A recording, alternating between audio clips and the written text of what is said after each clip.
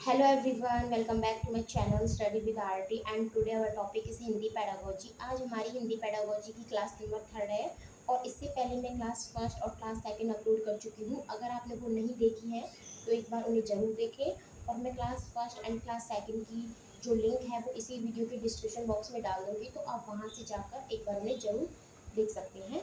और सबसे जो इम्पोर्टेंट बात है वो नोट्स की है कि आपको नोट्स कहाँ से मिलेंगे।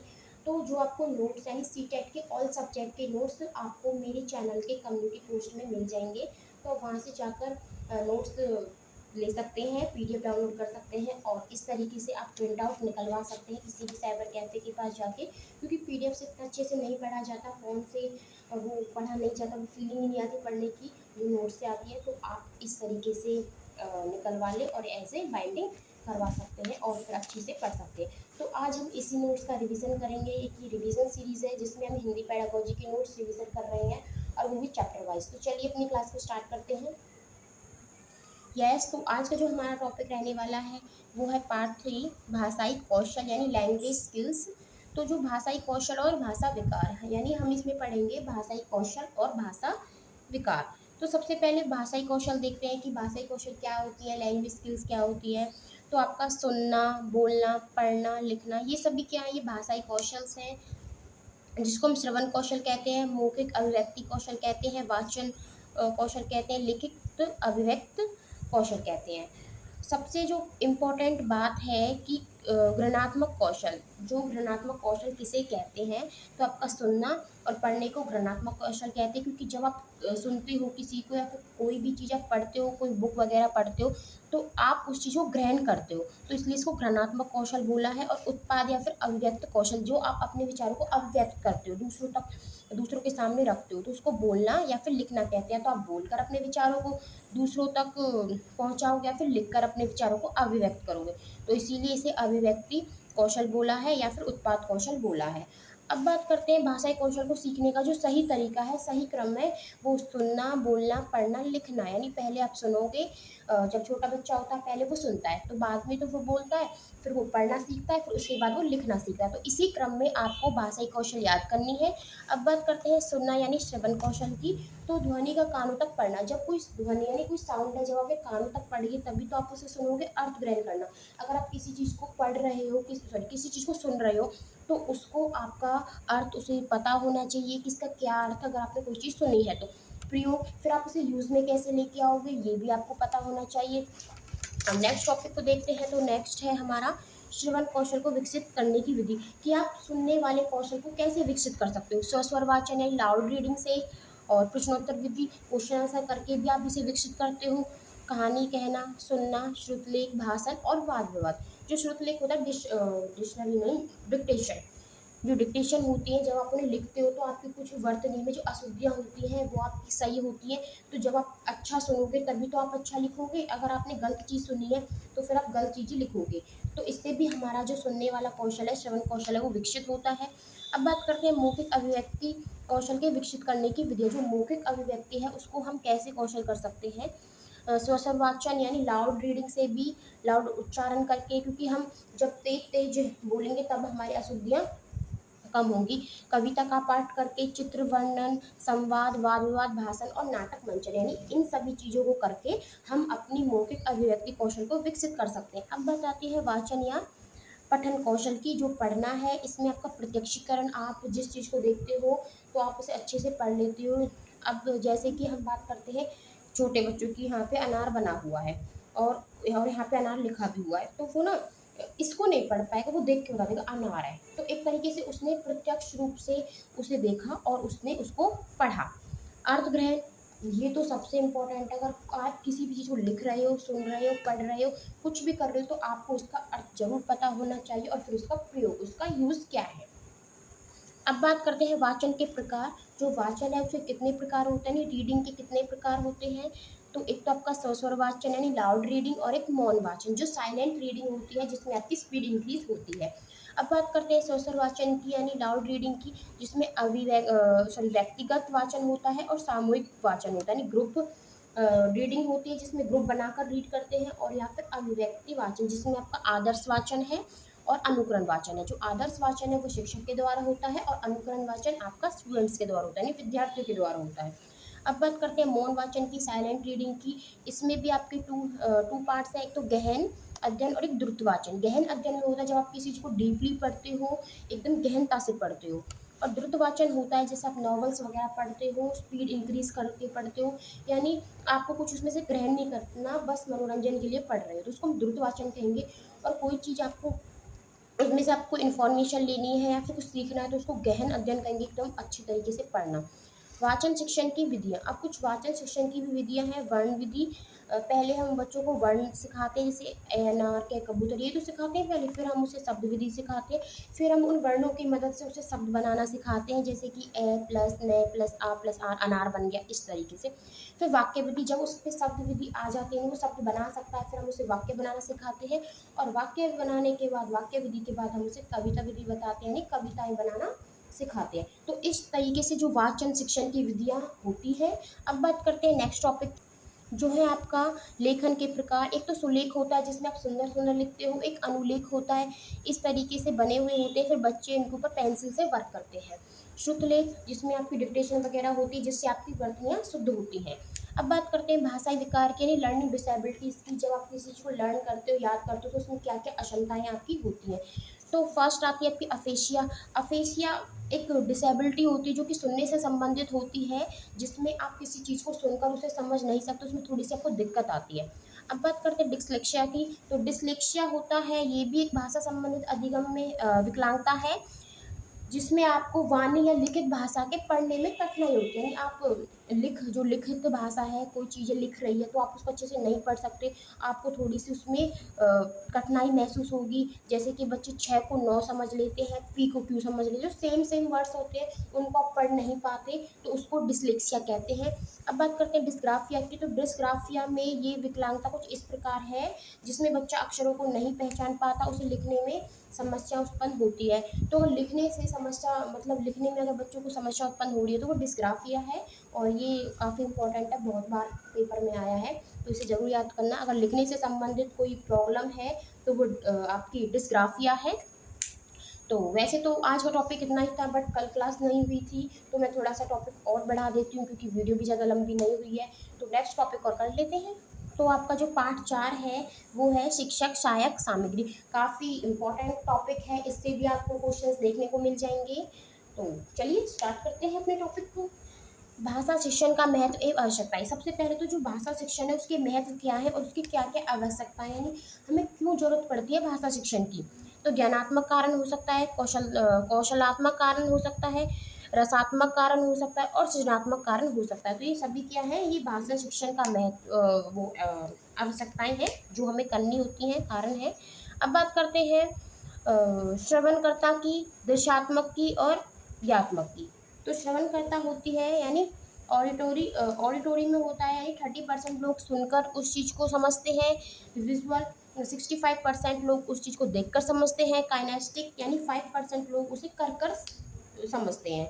जैसे कि अगर हम सीख रहे, कोई चीज़ हमें सुन रही है, कोई हमें सुना रहा है, टीचर है वो हमें लेक्चर दे रहा है तो हम उसे समझ रहे हैं, तो 30% हम बोलने से यानी सुनने से हम समझ जाते हैं। विजुअल, अगर कोई चीज़ हमें दिखा रहा है, दिखा के हमें समझा रहा है तो हम और जल्दी समझ जाते हैं, यानी 65% हमें समझ में आ जाता है। अब बात करते हैं काइनेस्टिक की, यानी वो करके दिखा रहा है, तो 5% होते हैं जो हमें करके देखने पर हम उसे सीख जाते हैं। अब बात करते हैं शिक्षण सहायक सामग्री की। जो शिक्षण में कुछ सामग्री होती है जो सहायक करती है एंड टीचिंग में, इनको टीचिंग लर्निंग ऑब्जेक्ट भी बोल सकते हैं। भाषा के किसी भी पाठ को समझने के लिए हम जिस प्रकार की सामग्री का इस्तेमाल करते हैं वह भाषा शिक्षण सामग्री कहलाती है। यानी भाषा के किसी भी पाठ को, यानी अगर भाषा में कोई भी पाठ है उसको समझने के लिए हम जिस किसी भी सामग्री का इस्तेमाल करते हैं उसे भाषा शिक्षण सामग्री कहते हैं। शिक्षा का मुख्य उद्देश्य बालकों का अधिगम होता है, यानी जो शिक्षा का सबसे मेन उद्देश्य होता है वो बच्चों को सिखाना होता है, बच्चों को अधिगम कराना होता है। अधिगम की प्रक्रिया में शिक्षक विधि विधि ए विभिन्न शिक्षण के सिद्धांत, यानी जो हम अधिगम प्रक्रिया करते हैं, बच्चों को सिखाते हैं, तो उसमें भिन्न भिन्न विधियाँ होती हैं। यानी अगर बच्चों को एक तरीके से समझ में नहीं आता तो हम उसे और तरीके भी हमारे पास होते हैं जिससे हम उन्हें समझा सकते हैं। यानी टीचर के पास अलग अलग विधियाँ होती हैं बच्चों को समझाने की।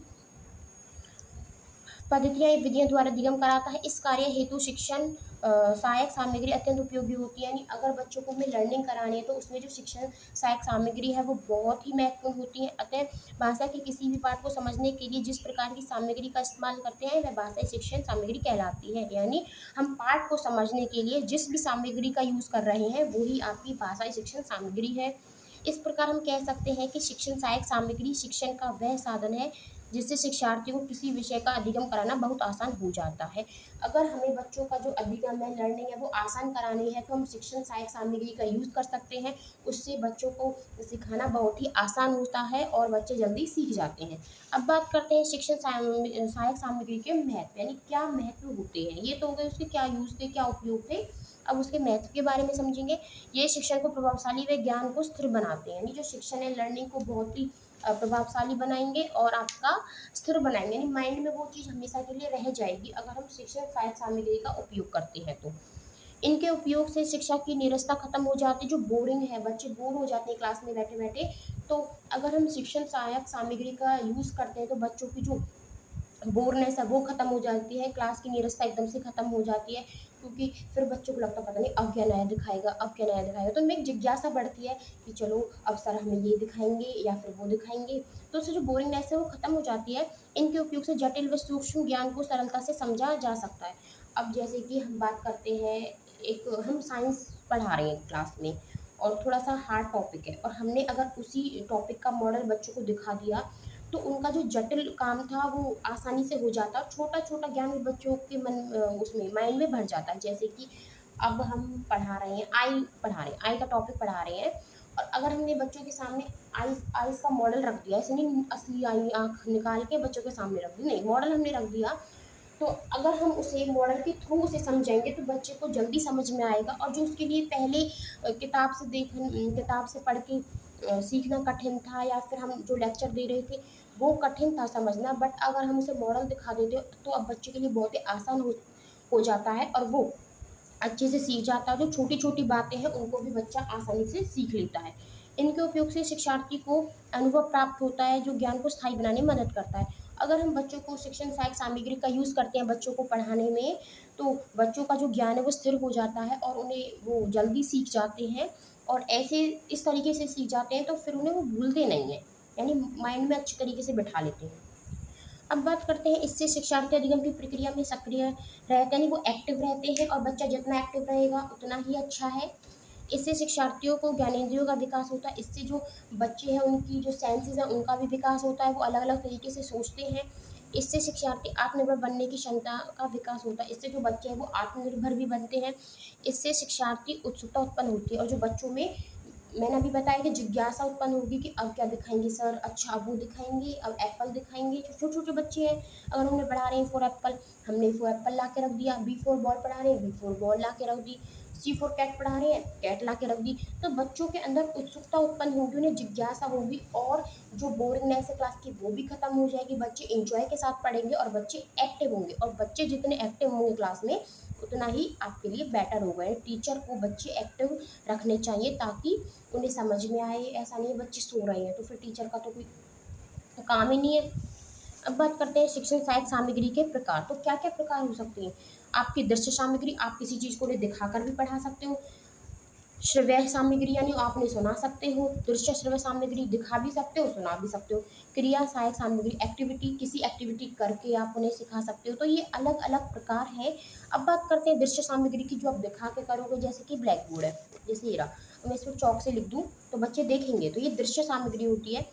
चार्ट, मानचित्र, फ़ोटो, किसी फ़ोटो के द्वारा, किसी मानचित्र के द्वारा या फिर कोई चार्ट मंगा लिया, उससे भी आप बच्चों को दिखा-दिखा कर पढ़ा सकते हो।